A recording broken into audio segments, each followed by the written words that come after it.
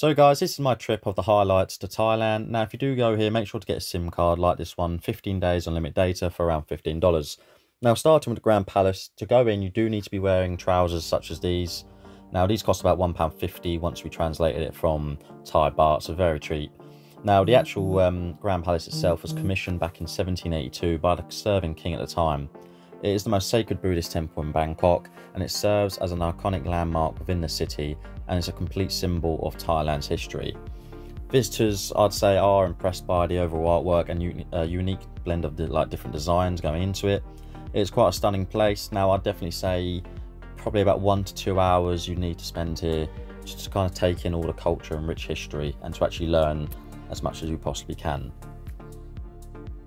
Now it's just our first day, so in the evening we kind of went to another area to go onto the Ferris wheel and to get a high up view of the entire city, which was pretty cool. You can do river cruises, which I'll show you another one that's in the daytime later on. Now another part of the city that you'd like to go to is maybe Chinatown, especially if you're interested in all the food. There are huge food markets all across the streets that are up till the very early hours of the morning. Now next I'm taking you to one of Bangkok's shopping centres, Terminal 21. Now this place does have 9 floors, so a lot to go on. Of course, a couple of those might be for the car park, but I can't really tell you. And it is a great place to actually visit. If you do want to do some shopping, I do recommend this. As you can see, it's a wide open space, a lot of shops are here, a lot of restaurants, and it's just insanely huge. Now, some of the floors on the outside to the river do have huge balconies, and for this one example, we went to a restaurant, sat down and had a great view whilst we're sitting there, and obviously got some pictures in, as you naturally do. Now going into one of the lower sections of the actual mall itself, we went into an area where it seems that small businesses and locals can come together to sell their products, as well as just the mainstream stores that are upstairs, which is quite nice to see. Now as you'll head towards the back, you'll come out of an entrance, and out here it's quite nicely decorated as well. They put a lot of money into this place, I can tell. So do definitely give it a chance, swing by, and if you do get a boat, you can sail down the river and get the entire shopping mall in the view, which is pretty good.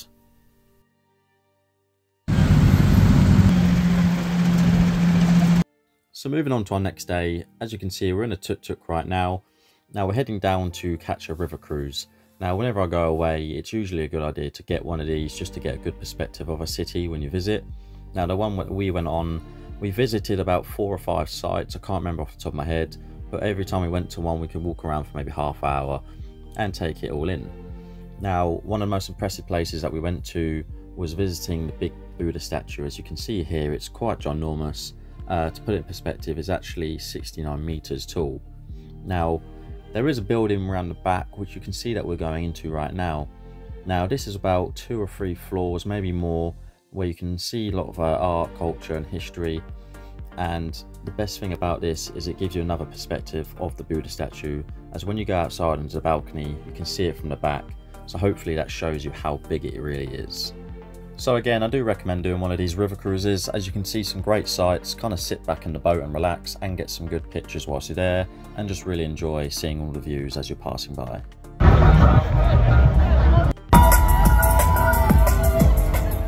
If you are into nights out, definitely be sure to hit the full moon party. Now this happens every month of course during the full moon to 12 times a year, and this entire beach is packed full of people, and it's one of the best nights I've probably had, so definitely recommend that.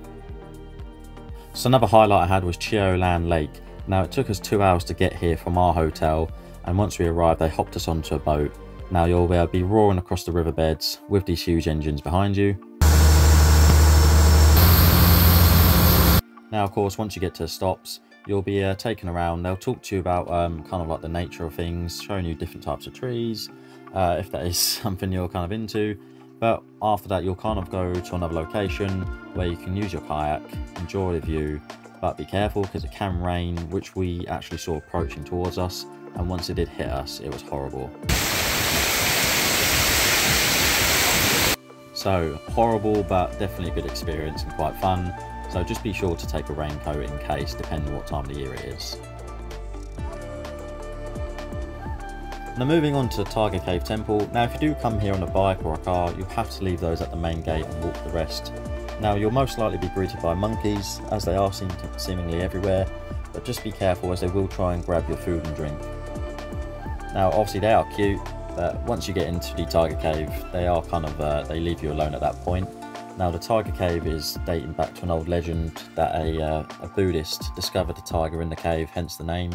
But it also represents both strength and protection. Now moving up, just 2 minutes away is the staircase which you'll begin to climb. Make sure you have your water and prepare for a long one. You'll get all the way to the top and you'll most likely be sweating and out of breath. As you can see, even this guy here is yawning a little bit. Other than that, once you're up there, the views on all sides are pretty good, so just enjoy your time up there and take it all in.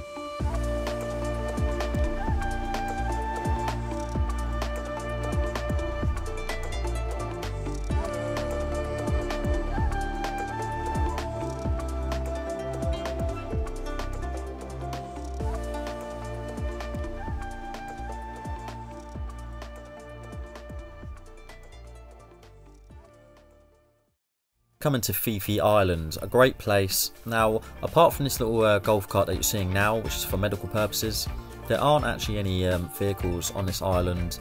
Well, no cars or bikes anyways. There's no roads here, which is quite unique. It's a cool place where to get to places you have to walk, but I do recommend whilst you're here taking a kayak out into the Bay Area and just kind of paddling along, enjoy the scenery. The water's very clear actually, but there's some great views to be taken in, so definitely one of my top things to do on this trip.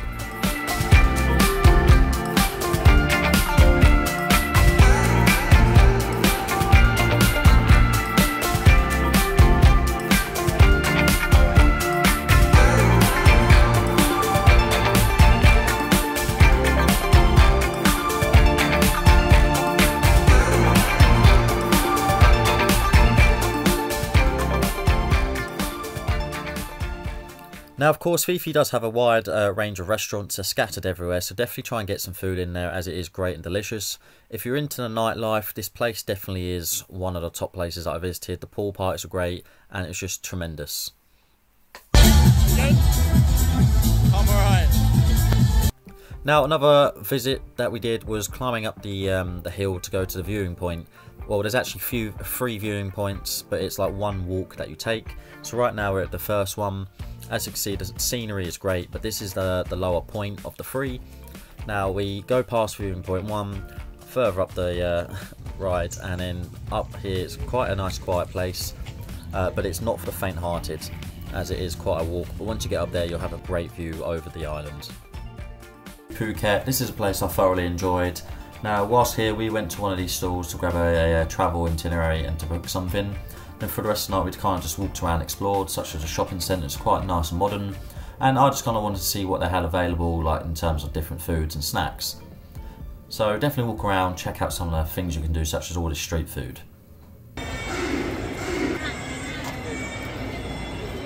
So of course, be sure to walk around, enjoy the streets, especially the strips. It is a very busy place and there's a lot to do in terms of drinking and just kind of going out and having a lot of fun. And just a quick side note, wakeboarding is also something worthwhile doing. You do have to drive there, so it's a little bit of a distance outside of the main part of Phuket, but definitely worth doing. Now, coming to our next part, we went to that day trip that I mentioned earlier. Here we did a quick zip line, so this wasn't too special and it's nothing compared to what we did in Mexico, for example, but still worth it. We also got to jump on the ATVs, as you can see, and that was probably one of the better parts. But I'd definitely say one of my favourite parts was actually coming off of this and going on to one of the boat rides, climbing down obviously the rocks, and then they took us out. Now these guys, they definitely have lots of years of experience. They're only literally wearing flip-flops and holding their foot on by like one strap, so fair play to these guys. Definitely a good experience. Even though it rained, it was crazy to see how many people actually were involved in this and how many boats came together. So that sums up my video really. There is so much to do in Thailand. I really haven't even scraped the top of the iceberg of this one. So I definitely will be going back in the future, exploring more places and definitely doing a lot more in this, the capital Bangkok itself, as well as multiple islands. I might even go back to Phuket and do much more. There's just so much to do and see here. So thank you guys for watching, I really appreciate it. Be sure to like and subscribe if you did like the content, and take care. Bye.